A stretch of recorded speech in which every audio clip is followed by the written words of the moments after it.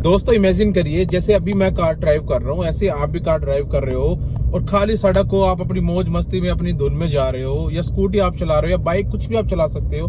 और अचानक से एकदम से कोई सामने से आ जाए और एक्सीडेंट हो जाए, तो सबसे पहले आपको क्या करना चाहिए और आप क्या करोगे, चलिए बताता हूँ। पहला ख्याल जो आपके मन में आता है कि यहाँ से निकलो, भाग, पुलिस आ जाएगी या भीड़ आपको मारेगी। और आपको पता है कि आपका ये एक गलत फैसला आपकी पूरी जिंदगी बदल सकता है। आज मैं आपको एज ए एडवोकेट बताऊंगा कि अगर आपके साथ ऐसी कोई दुर्घटना हो जाती है तो आपको उस समय पे क्या करना चाहिए। सबसे पहले समझते हैं कि भारतीय न्याय संहिता क्या कहती है। पहले आईपीसी होता था और अब होता है बीएनएस, जिसका मतलब है भारतीय न्याय संहिता। नए कानून के हिसाब से अब बहुत ज्यादा सख्ताई हो गई है। अगर आपसे कोई एक्सीडेंट हो गया, चाहे आपकी गलती थी या नहीं थी, आप उसको छोड़ के भाग जाते हो तो कम से कम 10 साल की आपको सजा हो सकती है। नए कानून के हिसाब से अब बहुत ज्यादा सख्ताई हो गई है। अगर आपसे कोई एक्सीडेंट हो गया, चाहे आपकी गलती थी या नहीं थी, आप उसको छोड़ के भाग जाते हो तो कम से कम 10 साल की आपको सजा हो सकती है। लेकिन आपसे एक्सीडेंट गलती से हुआ है तो घबराने की जरूरत नहीं है। उसके लिए नियम अलग है और सजा भी अलग है। चलिए मैं बताता हूँ आपको। अगर भीड़ वॉयलेंट हो रही है, भीड़ आपको मारने के लिए भाग रही है, या आपको लगता है कि भीड़ में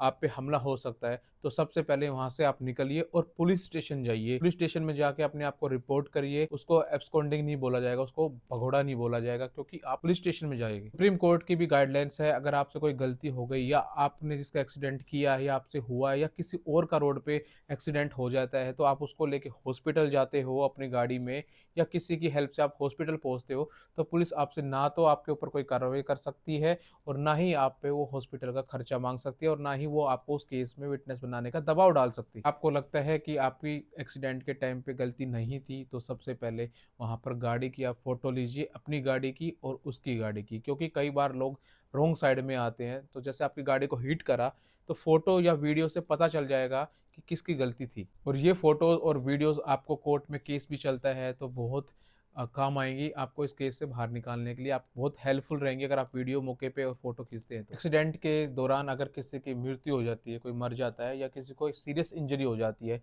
तो आपको अपनी प्रॉपर्टी बेचने की जरूरत नहीं पड़ेगी, ना ही आपको अपने बैंक की एफडी तोड़वाने की जरूरत पड़ेगी।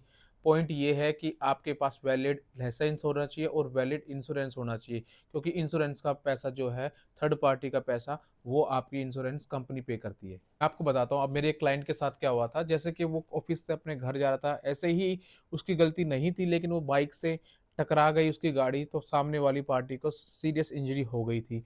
तो वो अपनी गाड़ी में उसको लेके हॉस्पिटल गया, ना कि भागा। अगर वो भाग जाता तो वो हिट एंड रन केस बन जाता, जिसके लिए उसको बहुत 10 साल की सजा भी हो जाती और उस पर फाइन भी बनता। उसने 112 नंबर पे कॉल करके पीसीआर को बुलाया और उसकी मदद से जिसको चोट लगी थी उसको हॉस्पिटल ले जाने का काम करा, जिसकी वजह से दो फायदे हुए।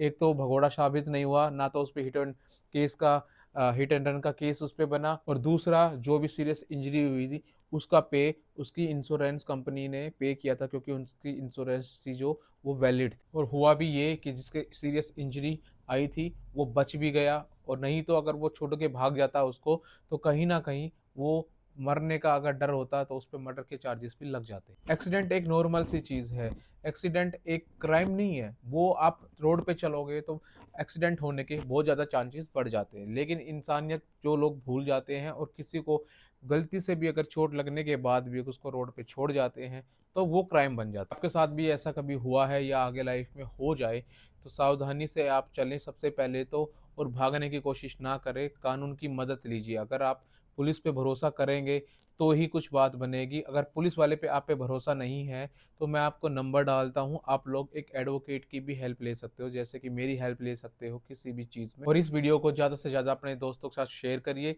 जो बाइक, मोटरसाइकिल, स्कूटी या बस या कुछ भी ऐसा कुछ चलाता है, जो रोड के ऊपर चलता है, ताकि कल को उसके साथ अगर कुछ हो जाए तो वो डर के ना भागे, बल्कि उस हालात का वहां पे खड़ा होकर सामना करे।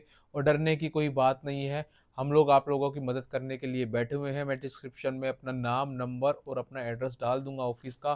फ्यूचर में आपको किसी भी लॉ के रिलेटेड या किसी केस के रिगार्डिंग आपको कोई भी काम पड़े तो आप मेरे से कांटेक्ट कर सकते हैं। मैं advocate Vineet Godara, BA LLB LLM, आपका दोस्त। Thank you.